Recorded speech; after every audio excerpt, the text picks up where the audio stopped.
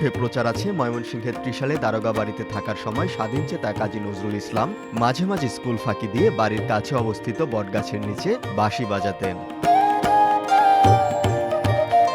সেই বটগাছটি সময়ের বিবর্তনে নজরুল বটবৃক্ষ নামে পরিচিত। কবি নেই, কিন্তু গাছটি আজও কালের সাক্ষী হয়ে দাঁড়িয়ে আছে। গাছটিকে ঘিরেই 2005 সালে জাতীয় কবি নজরুল ইসলাম বিশ্ববিদ্যালয়ের ভিত্তি স্থাপন করেছিলেন প্রয়াত সাবেক প্রধানমন্ত্রী বেগম খালেদা জিয়া। কিন্তু সেই উদ্বোধনী ফলক ও কবির স্মৃতিময় বটগাছটি পড়ে আছে বিশ্ববিদ্যালয়ের সীমানা প্রাচীরের বাইরে। কাজী নজরুলের বাল্যকালের স্মৃতি বিজড়িত স্থান ময়মনসিংহের ত্রিশাল। এখানে কবিকে ঘিরে গড়ে উঠেছে বিভিন্ন স্থাপনা ও শিক্ষা প্রতিষ্ঠান। কাজীর শিমলা দারোগা বাড়ি ও বিচুতিয়া ব্যাপারী বাড়িতে গড়ে উঠেছে দুটি স্মৃতিকেন্দ্র। কিন্তু কবি নজরুল স্মৃতিকেন্দ্রগুলো সঠিকভাবে ব্যবহার হচ্ছে না। প্রতিষ্ঠানটির দায়িত্বপ্রাপ্ত কর্মকর্তারাই জানেন না এখানে প্রতিদিন কতজন দর্শনার্থী ও পাঠক আসেন। শুধু তাই নয়, কবি যে বট গাছ তলায় বসে বাঁশি বাজাতেন এবং যে গাছকে ঘিরে সৃষ্টি হয়েছে বিশ্ববিদ্যালয়, সেই গাছটিও কাজী নজরুল বিশ্ববিদ্যালয়ের সীমানার বাইরে রাখা হয়েছে। পশ্চিমবঙ্গের আসানসোল থেকে কাজী নজরুল ইসলামকে 1914 সালের জুন মাসে ত্রিশালে কাজীর শিমলা গ্রামে নিজ বাড়িতে নিয়ে আসেন তৎকালীন দারোগা রফিজুল্লাহ। সেখানে তিনি ছিলেন 1915 সালের ডিসেম্বর পর্যন্ত। তাকে সপ্তম শ্রেণীতে ভর্তি করানো হয়েছিল দরিরামপুর হাই স্কুলে, যেটি বর্তমানে নজরুল একাডেমি। প্রথমে কাজীর শিমলা দারোগা বাড়িতে থাকলেও স্কুলে যাতায়াতের কষ্ট দূর করতে দারোগা সাহেব নজরুলকে ত্রিশালের নামাপাড়ায় বিচুতিয়া ব্যাপারী বাড়িতে জায়গির রাখেন। অষ্টম শ্রেণীতে উঠে ত্রিশাল ছাড়েন নজরুল। চিরদিনের জন্য কবি সেই এলাকা ছাড়লেও তাকে আজও ছাড়েনি ত্রিশাল। এদিকে 2008 সালে কাজীর শিমলা দারোগা বাড়ি ও বিচুতিয়া ব্যাপারী বাড়িতে গড়ে ওঠে দুটি কবি নজরুল স্মৃতিকেন্দ্র। দুটি কেন্দ্রই পরিচালনা করছে নজরুল ইনস্টিটিউট। কিন্তু বাস্তবে পাঠক ও দর্শক শূন্য অবস্থায় থাকে স্মৃতিকেন্দ্রগুলো। একটা বিষয় হচ্ছে অনেক দর্শনার্থী অনেক কিছু বলেছে। এখানে যে যা আছে তার চেয়ে নজরুলের যেহেতু স্মৃতি বিজড়িত জায়গা যে অবস্থায় আছে, এটা নজরুলের যে চর্চাগুলি এইগুলি আরো অনেকগুলি বিষয়গুলি যাতে কর্তৃপক্ষ এগুলি আমলে নেয়। আমাদের সপ্তাহে 2 দিন 5 দিন অফিস খোলা থাকে। রবিবার থেকে বৃহস্পতিবার পর্যন্ত 2 দিন গানের প্রশিক্ষণ হয়। নজরুল স্মৃতিকেন্দ্রে এসে অনেকেই বই পড়েন, কেন্দ্র ঘুরে দেখেন। স্মৃতিকেন্দ্রগুলোতে কবির ব্যবহৃত খাট, হাতে লেখা গান, কবিতা, ছবি, গ্রামোফোন ইত্যাদি রয়েছে। আমি ফার্স্ট আসছি আজকে ফার্স্ট, কিন্তু আমরা কদিন পরে আসবো দেখি।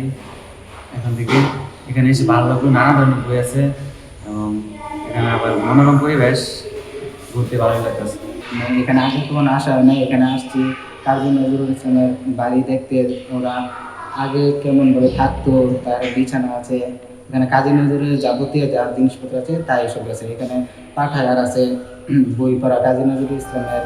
চলতি বছরের মে মাসের 14 তারিখ পর্যন্ত 15 জন, এপ্রিলে 13 জনের নাম থাকলেও তার আগে কোনো পাঠক ছিল না। 2023 সালে এক বছরে 83 জন পাঠক বই পড়তে আসলেও 2024 ও 25 সালে কোনো পাঠক কিংবা দর্শক আসেনি নজরুল স্মৃতিকেন্দ্রে। এটা হচ্ছে আমরা যেভাবে চলছি, এটাতে যদি এই গতিটা যদি ঠিক রাখা যায় তাহলে হয়তো উত্তরোত্তর বাড়বে। আর আসলে এর থেকে আরো বৃদ্ধি করার প্রয়োজন আছে মনে করি। তবে এটা হচ্ছে শুধু আমি চাইলে তো হবে না, এটা হচ্ছে সরকারের সুদৃষ্টি থাকা লাগবে। ত্রিশালে নজরুলকে নিয়ে যে ধরনের চর্চা ও গবেষণা হওয়ার কথা সেভাবে হচ্ছে না বলেও অভিযোগ নজরুল গবেষকদের। তবে নজরুলকে নিয়ে এমফিল ও পিএইচডি কোর্স চালু ছাড়াও নজরুল সঙ্গীত, সাহিত্য ও আবৃত্তিতে ডিপ্লোমা কোর্স চালু করার সম্ভাবনার কথা জানান বিশ্ববিদ্যালয়ের ইনস্টিটিউট অব নজরুল স্টাডিজ বিভাগের অতিরিক্ত পরিচালক। আমরা অদূর ভবিষ্যতে নজরুলকে নিয়ে এমফিল এবং পিএইচডি কোর্স চালু করব এবং আমরা নজরুল সঙ্গীত, সাহিত্য এবং আবৃত্তিতে ডিপ্লোমা কোর্স চালু করার সম্ভাবনা রয়েছে এবং একটা পরিকল্পনা রয়েছে। এটা হচ্ছে প্রাতিষ্ঠানিকভাবে। আর ব্যক্তিগত পর্যায়ে অনেকেই গবেষণা করছে, শুধু বাংলাদেশের নয়, ওই বঙ্গেও করছে, নজরুলকে নিয়ে করছে। এইটা এইভাবে আসলে যেভাবে চলছে তা আসলে যথেষ্ট নয় এই কারণে যে একটি গবেষণার জন্যে রাষ্ট্রীয় যে সহযোগিতা প্রয়োজন, সেই সহযোগিতাটা কিন্তু এখনও আমরা পর্যাপ্ত পাচ্ছি না। কবির স্মৃতিবিজড়িত বটগাছটিকে সংরক্ষণ ও সেখানে একটি জাদুঘর করার পরিকল্পনার কথা জানান জাতীয় কবি কাজী নজরুল ইসলাম বিশ্ববিদ্যালয়ের উপাচার্য অধ্যাপক মোহাম্মদ মোশাররফ হোসেন। আমাদের যে নজরুল গবেষণা ইনস্টিটিউট সেটা এখন স্ট্রাকচারাল দিক থেকে আমাদের প্রায় কমপ্লিটের পথে। আমরা এখন একাডেমিক রিসার্চ এগুলো শুরু করব। আমি সেটাও বলেছি যে সারা দেশ এবং বিদেশের যারা প্রখ্যাত নজরুল গবেষক তাদেরকে আমরা এখানে ইম্পোর্ট করব।